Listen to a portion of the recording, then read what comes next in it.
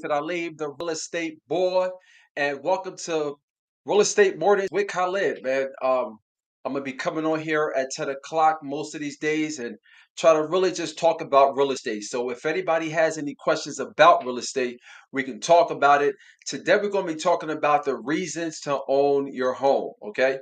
Um, there's a big push out there these days for people to own their own homes. So some people might wonder, well, why? Why should I own my home? Like, what's the big idea? What's the benefits of owning a home? So that's what we're going to talk about today. Uh, Today, well, we're in June, right? Today is June 6th. So June is National Home Ownership Month, all right? So it's a perfect time to think about all the benefits that come with owning a home. So owning a home not only makes you feel proud and accomplished, but it's also a big step towards a secure and stable financial future. All right, so that's what we're going to talk about today. And let me bring on the screen my infographic. Okay, now if you're on TikTok or Instagram, you're not going to be able to see this. All right, but I'm going to bring on some why you should own a home. And if this ever pops up, everybody else can see it. All right. Let's see. We're waiting for it now. But while we're waiting for this to pop up, does anybody have any questions? Anybody have any questions on uh as far as owning a home? How do you own a home? No questions? Okay. So the first reason why you should own a home is accomplishment, okay? Feeling a sense of achievement and pride. Once you own a home, you've actually did something. You went from point A to point B. So feeling accomplished, this is something that you did, and this is something that you can look at. You could look at and feel proud, like, hey, I actually did that. I got my credit together, I got my down payment, and I paid everything off, and I actually bought a home. So that's the first thing, is that you feel accomplished by buying a home. Number two is loved ones, prioritizing the needs of those who are close to you. So you may have a relative that needs special care. Well, if you're in an apartment, it's going to be hard to care for that person. Also, you may be having a new baby. If you're having a new baby, or your family is just getting bigger, expanding, then you're going to want more room for those kids. All right. So prioritizing needs for the ones that are close to you. All right.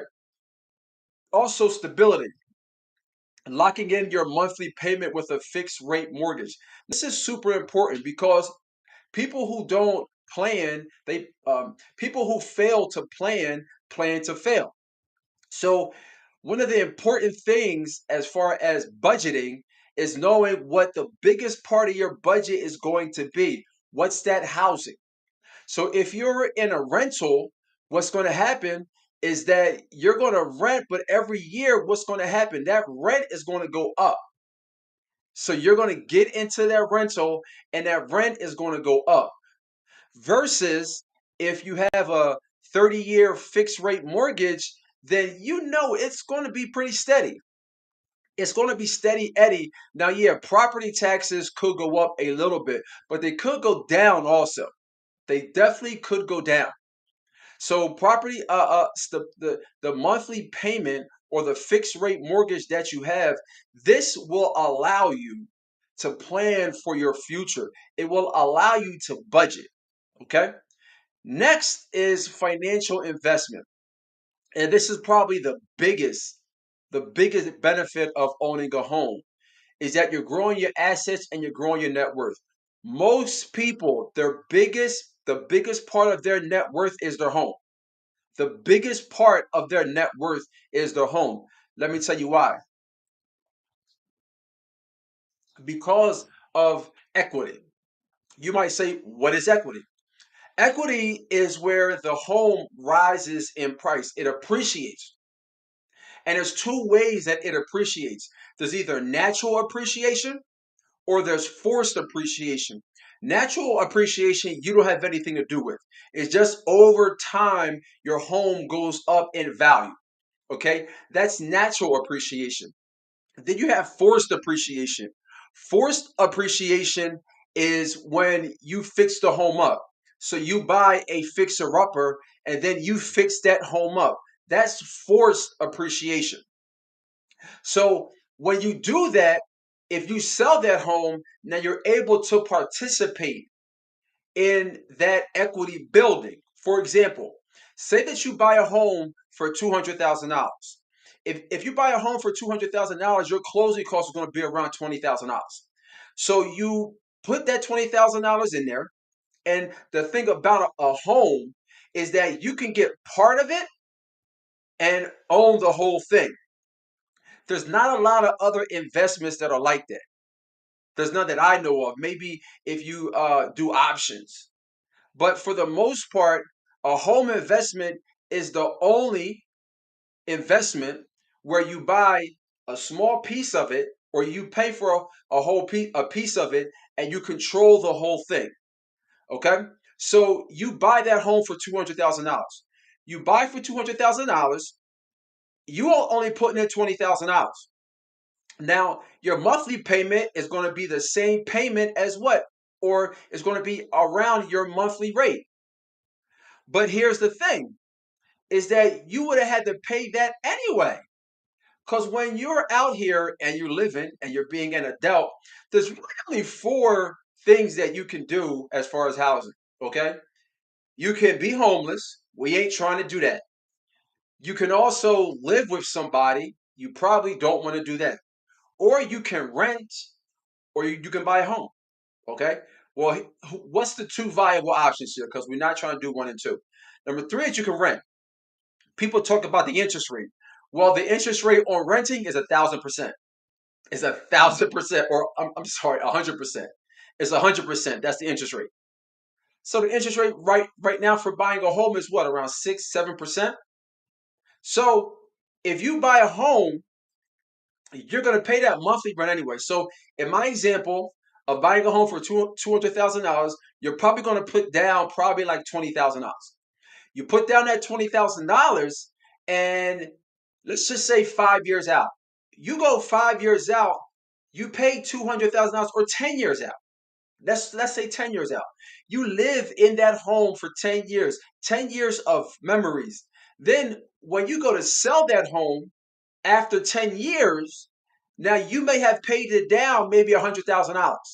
I'm just using these so you get the gist of what I'm saying. So you bought it for $200,000. You paid it down over 10 years to $100,000, and the home is worth $400,000.